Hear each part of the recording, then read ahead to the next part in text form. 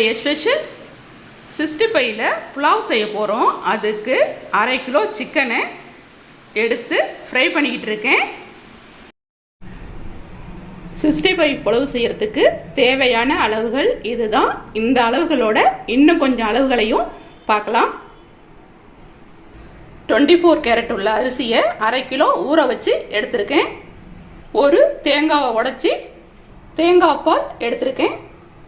இந்த அளவுகளை எல்லாம் புலாவ் செய்யும் போது சொல்றேன். வாங்க கிச்சனுக்கு போகலாம். ஸ்டவ் ஆன் பண்ணிட்டு குக்கர்ல ஒரு கரண்டி எண்ணெய் போட்டிருக்கேன். ஒரு பிரிஞ்சி இலை சேர்த்துடலாம். மற்றதெல்லாம் பொடி பண்ணியிருக்கேன், கடைசியாக தான் சேர்க்கணும். அது கூட வதங்குறதுக்கு 1 பெரிய வெங்காயம் கட் பண்ணியிருக்கேன். அதையும் சேர்த்து மீடியம் சைஸில் வதக்கிக்கலாம். நல்லா சேர்க்கணும்னு அவசியம் இல்லை, மீடியமாகவே வதங்கினா போதும்.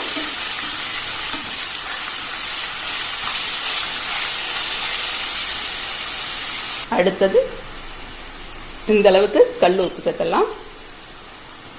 அடுத்தது 2 பச்சை மிளகாய் கீறி வச்சிருக்கேன், அதோட கருவேப்பிலையும்.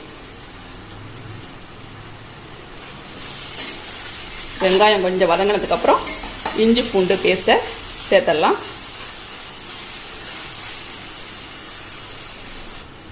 அடுத்தது இஞ்சி பூண்டு பேஸ்ட்.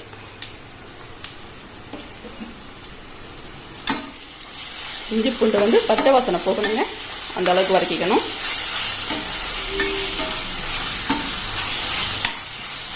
இது நல்லா வதங்கினதுக்கு படுதான் பட்டை கிராம்பெல்லாம் பொடி பண்ணி வச்சுருக்கோம் இல்லையா, கடைசியாக சேர்க்கணும். ஆரம்பத்திலே சேர்த்தா வாசனை அந்த அளவுக்கு இருக்காதுங்கிறதுனால தான் கடைசியாக சேர்க்குறோம். இந்த ஸ்டேஜில் பட்டை கிராம்பு பொடி,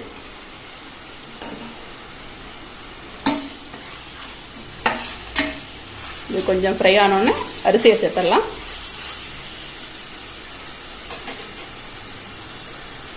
ஊற வச்ச 24 கேரட் அரிசியை 1/2 கிலோவும் சேர்த்துட்டு இதையும் 2 வதக்கணும். அரிசியை வதக்கினதுக்கப்புறம் தேங்காய் பால் சேர்க்கணும்.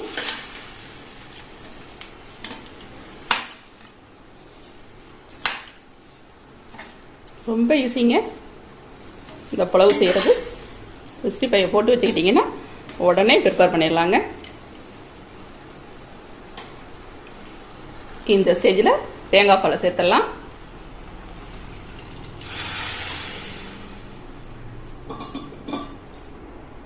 இன்னொரு கப் அளவுள்ள தேங்காய் பாலையும் சேர்த்துக்கலாம்.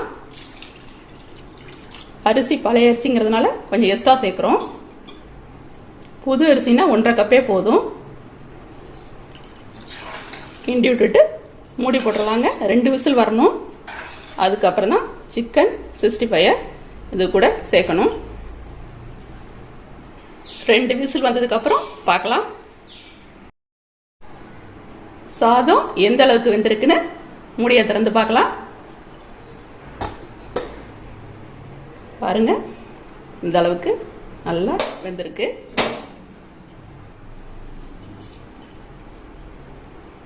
பாருங்க,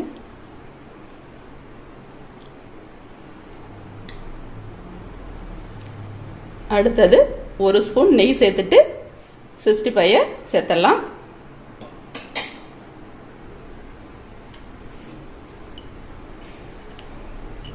நெய்யை நல்லா கலந்து விட்டுட்டு அடுத்தது 65யும் சேர்த்துடலாம். சூட்லேயே நல்லா மெல்ட் ஆகுங்க.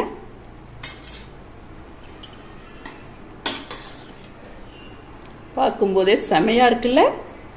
இன்னும் 65 சேர்த்தா எப்படி இருக்கும்?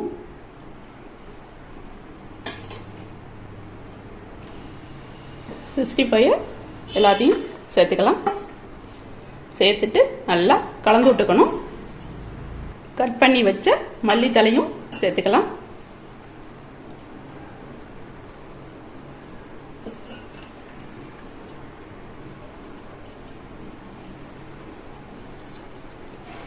எல்லாத்துலேயும் சேர்ந்து வராத மாதிரி கிளறிக்கலாம். பாருங்க, சாதத்தை உதிரி உதிரியா செம்மையா இருக்குல்ல.